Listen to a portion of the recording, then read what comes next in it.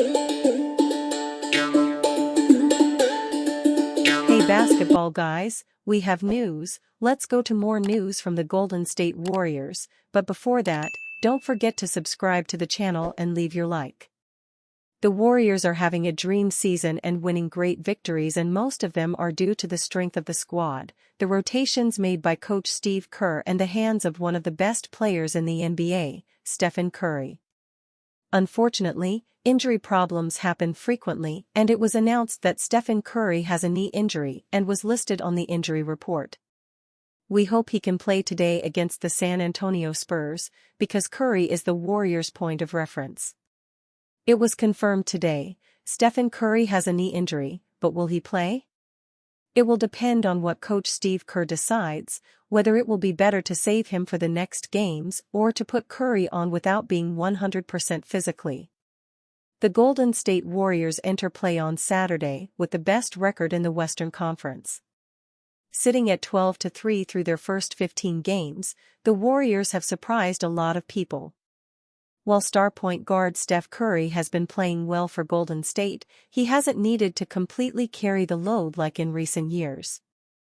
Attempting his fewest field goals per game, 15.5, since the 2011-12 season, Curry is also playing just 29.6 minutes per game. This is partially due to an emphasis the Warriors are placing on keeping him healthy at this stage of his career, but it is also a product of the team's depth. Curry has been appearing on recent injury reports with left knee bursitis, and that is again the case for Saturday night's game against the San Antonio Spurs. Like in recent games, the official listing for Curry is probable, meaning he is expected to play. Warriors head coach Steve Kerr has opted for an unconventional 12-man rotation for much of this season, which allows veterans like Curry to get more rest throughout the course of games. Curry's efficiency has been very impressive to start the season, as he is shooting 48.9% from the field, 45% from three, and 95.3% from the free throw line. Golden State has a good thing going right now, and they will look to continue that against a Spurs team that has won its last 2 games. The Golden State Warriors will look to maintain their title as the best team in the Western Conference tonight against the San Antonio Spurs. Spurs, despite losing Victor Wembanyama, Jeremy Sochan and Devin Vassell, have won their last 2 games. Fortunately, aside from D'Anthony Melton being ruled out for the season, the Dubs have avoided the injury bug. Steve Kerr's unique 12-man rotation can probably be thanked for that, as none of the Warriors need to burn out. Tonight's clash was probably set up as a walkover for Golden State, but the Spurs are surging and could even have Wembanyama back. Warriors injury report. Stephen Curry, probable. D'Anthony Melton, out. The Golden State Warriors entered today's game with one eye on advancing into the knockout stages of the NBA Cup. For that, they had to defeat an undermanned New Orleans Pelicans. For a game that was expected to be an easy win, turned out to be a nail-biter as Steve Kerr and Steph Curry had to dig deep. They did win the game, but the Pelicans kept the Western Conference leaders within reach. Had they not fouled Draymond Green in the dying seconds, they would have had another chance to maybe tie or win the game. But that possibility threw up further question marks about the Golden State Warriors. They looked invincible just a few games earlier, and many went on to suggest that Steve Kerr has the squad to disappoint many. But today's NBA Cup knockout stage confirming 112-108 win showed where they have been struggling off late. 3 primary reasons come to mind when analyzing those struggles.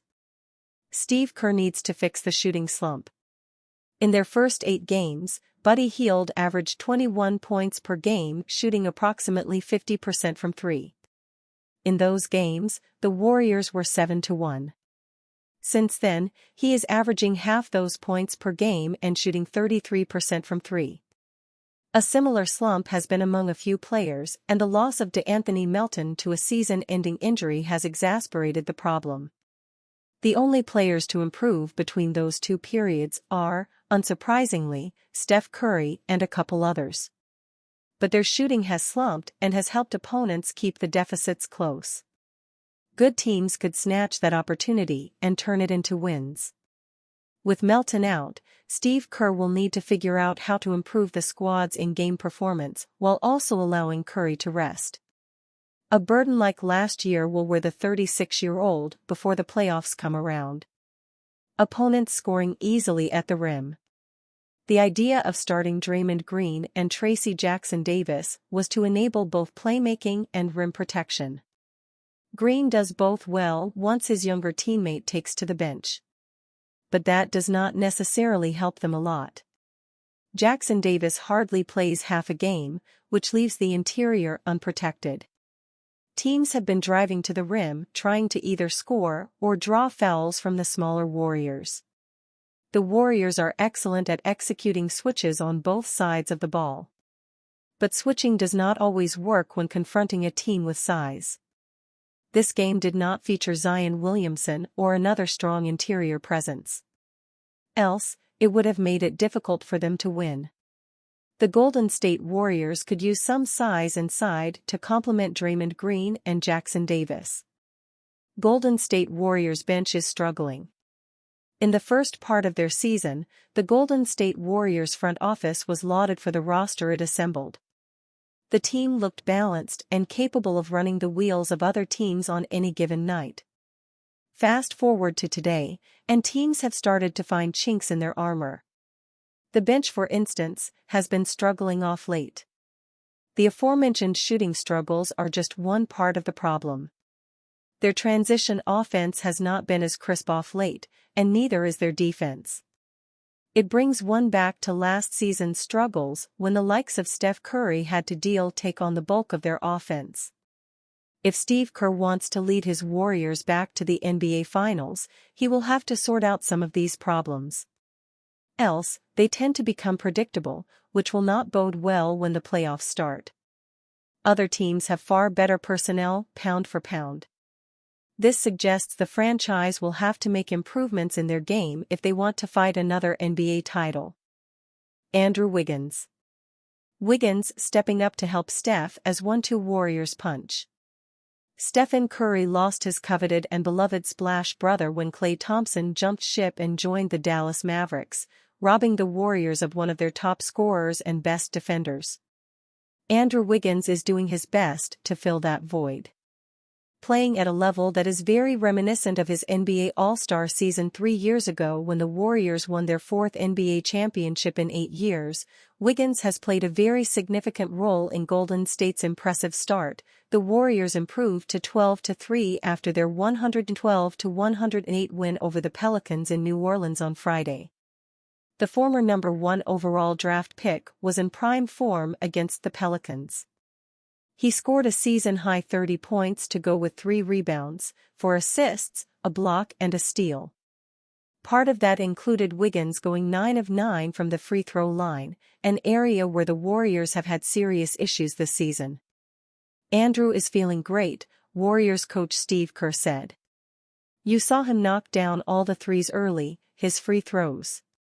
He looked fantastic out there, his defense on, Brandon Ingram. A lot of good stuff. Wiggins' performance in New Orleans might have raised a few eyebrows around the NBA, but Warriors fans have been seeing a lot of this from the 29-year-old as the season plays out. Wiggins has scored 20 points or more in each of his last 3 games, something he hadn't done since November 2022 when he did it in 4 consecutive games. In his most recent stretch, Wiggins is shooting at a 65.1% clip, 28 of 43, and almost as good, 8 of 15, 53.3% from three-point range. The Warriors have needed all of it, too.